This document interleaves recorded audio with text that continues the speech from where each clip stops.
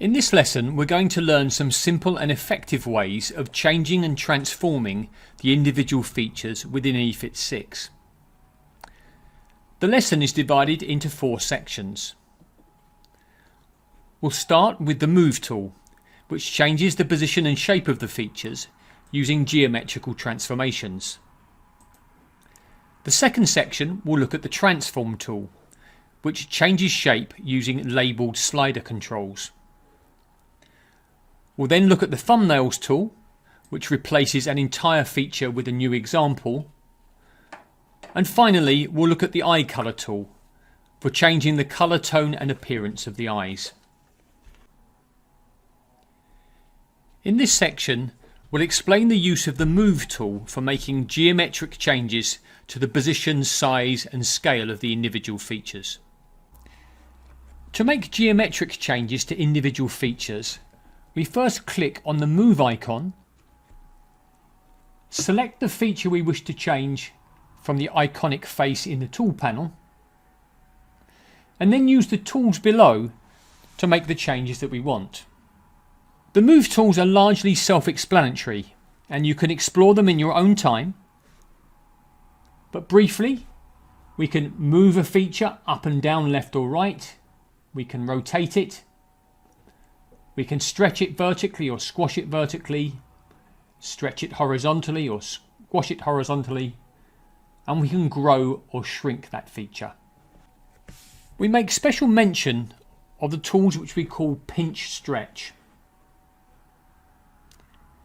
Basically, these squeeze the feature at the top or the bottom only, and are particularly useful for the overall face or head shape and for the nose.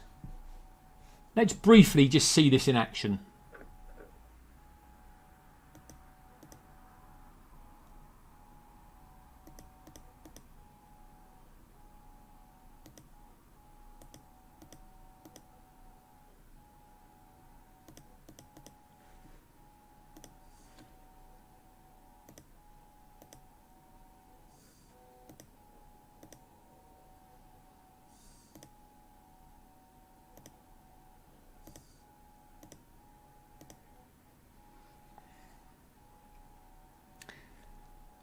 Note that we can select 2 or more features simultaneously by holding down the Shift key as we select the second feature. So here we select the eyes as the first feature and I hold down Shift to get the second eye. I continue to hold Shift to include the eyebrows. Now when, for example, I use the Move tool, the eyes and the eyebrows will move down the face together. To save the changes we've made, we click directly on the face. Note how the orange box appears to indicate that the changes we've made have been saved. In this section, we'll explain the use of the Transform tool to make changes to the features using labelled slider controls. The Transform tool enables us to make changes to features, which are not just simple geometry, but best captured by a label. Select the Transform tool, click on the desired feature, and then move the label slider to try to get the effect you want.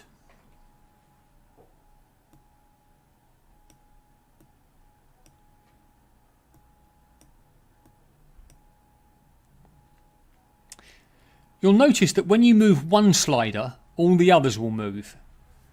This is normal behaviour and reflects the fact that the labels may reflect similar or near opposite properties.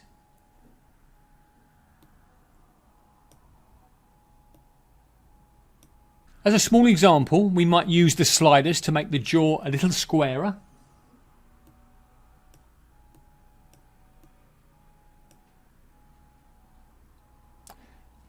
the mouth a little bit more downturned,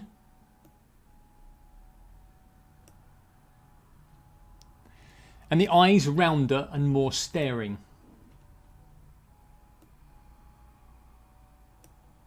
You can compare the original image against the modified by selecting the radio button Original and Modified. To save the changes we've made, we click directly on the altered face. Note how the orange box appears to indicate that the changes have been saved.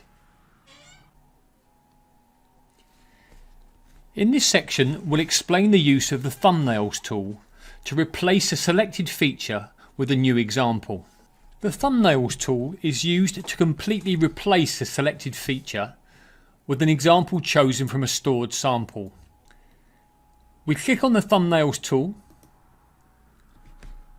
select the desired feature from the face icon, and then a set of examples appears in the film strip below. You can load any of the examples by clicking directly on the up arrow within the thumbnail window.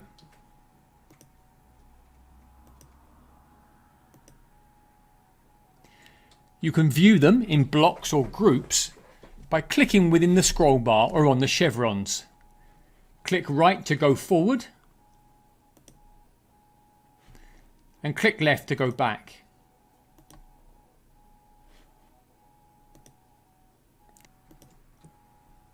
To identify several examples that approximately match, you can place them in memory or flag them by clicking on the flag symbol within the thumbnails window.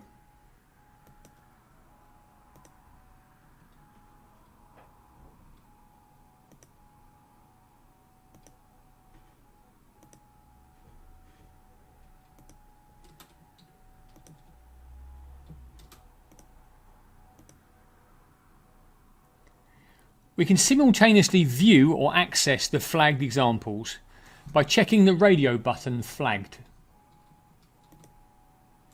In general, trying to build the facial appearance by selecting features individually is slow and not very effective. For this reason, the Thumbnails tool should be used sparingly and only when the witness is unable to get a satisfactory appearance using the other means within EFIT. In this section, we'll explain the use of the eye colour tool to carefully control the colour and appearance of the eyes. The eye colour tool can be used to control the colour tone and enhance the detail and realism of the eyes. We click on the eye colour tool and then select the desired colour tone from within the palette. Note that we generally need to use the slider controls to get a realistic appearance. High values for the opacity and lightness generally give a rather intense look, whereas low values soften the colour tone.